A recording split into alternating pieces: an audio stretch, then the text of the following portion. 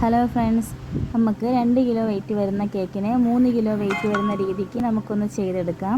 അപ്പം ഇത് വന്നിട്ട് നമ്മൾ 1 കിലോയുടെ ബാറ്റർ വെച്ച് 2 രീതിക്കാണ് കേട്ടോ ചെയ്തിട്ടുണ്ടായിരുന്നത്. 2 തവണ ബേക്ക് ചെയ്തെടുത്തിട്ടുണ്ട്. അപ്പം എന്നിട്ട് ഞാൻ അതിനെ 3 കിലോയുടെ ബേസ്, അതായത് 14 ഇഞ്ചിൻ്റെ ബേസ് എടുത്തിട്ട് അതിലേക്ക് ഇങ്ങോട്ട് വച്ച് കൊടുക്കുന്നുണ്ട്. അപ്പം ഒരു കേക്ക് 2 ലെയറായി കട്ട് ചെയ്ത് വെച്ചിട്ടുണ്ട്.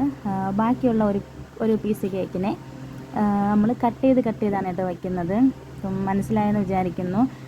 അപ്പം രണ്ട് രീതിക്ക് നമ്മൾ ചെയ്തെടുത്തായിരുന്നല്ലോ കേക്ക്. അതിനെ നമ്മൾ ആദ്യത്തെ ഒരു കേക്കിനെ 2 ലെയറായിട്ട് കട്ട് ചെയ്തെടുക്കുന്നുണ്ട്.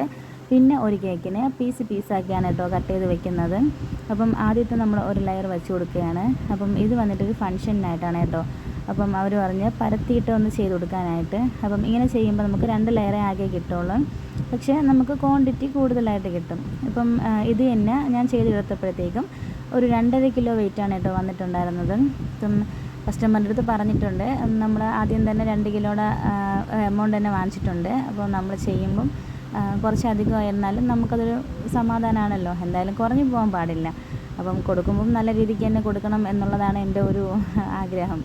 അപ്പം അങ്ങനെ ഫസ്റ്റ് ലെയർ വെച്ചു, ക്രീം കൊണ്ട് സ്പ്രെഡ് ചെയ്ത്, പിന്നെ അതിൻ്റെ മുകളിൽ കുറച്ച് മിൽക്ക് മെയ്ഡും കുറച്ച് നട്ട്സും കൂടെ ഞാൻ ആഡ് ചെയ്യുന്നുണ്ട്. ഞാൻ ഒരുപാട് ഞാൻ ചെയ്യുന്ന മിക്ക കേക്കുകളിലും ഞാൻ എല്ലാ കേക്കുകളിലും നട്ട്സും ഞാൻ ചേർക്കാറുണ്ട്. മിക്കുള്ളതല്ല, ഫുള്ളും ഞാൻ ചെയ്യുന്ന എല്ലാ കേക്കുകളിലും ഞാൻ നട്ട്സ് ചേർത്താണ് കേട്ടോ ചെയ്തെടുക്കുന്നത്. അപ്പം നട്ട്സും കൂടെ ഇടുമ്പം ഒരു പ്രത്യേക ടേസ്റ്റ് ആണല്ലോ.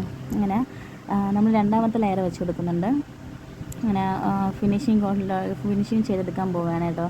അപ്പം സൈഡൊക്കെ ഒന്ന് നല്ല രീതിക്ക് തന്നെ ഫിനിഷ് ചെയ്തെടുക്കുന്നുണ്ട്. സ്ക്വയർ കേക്ക് ആയതുകൊണ്ട് തന്നെ നമ്മൾ ഒരുപാട് സമയം നമുക്ക് ചിലവാകും. അപ്പം എന്തായാലും അവസാനത്തെ തട്ടിയും മുട്ടിയും എന്ന് പറഞ്ഞ രീതിക്ക് ചെയ്ത് കഴിഞ്ഞിട്ടുണ്ട്, ഫിനിഷ് ചെയ്തെടുക്കുന്നുണ്ട്. പിന്നെ ഒരു പൈപ്പിംഗ് ബാഗിലോട്ട് പർപ്പിൾ കളറിലാണ് കേട്ടോ ഞാനിങ്ങനെ റോസ് പോലത്തെ പിന്നെ ഫ്ലവർ ഇങ്ങനെ വരഞ്ഞെടുക്കുന്നുണ്ട്. അപ്പം സിമ്പിളായിട്ട് തന്നെ ചെയ്യുന്നത്. അങ്ങനെ സൈഡും മൊത്തം കൊടുക്കുന്നുണ്ട്. അതിൻ്റെ കൂടെ തന്നെ വൈറ്റിൽ ചെറിയൊരു ഡോട്ട് പോലെ കൂടെ ചെയ്ത് കൊടുക്കുന്നുണ്ട്.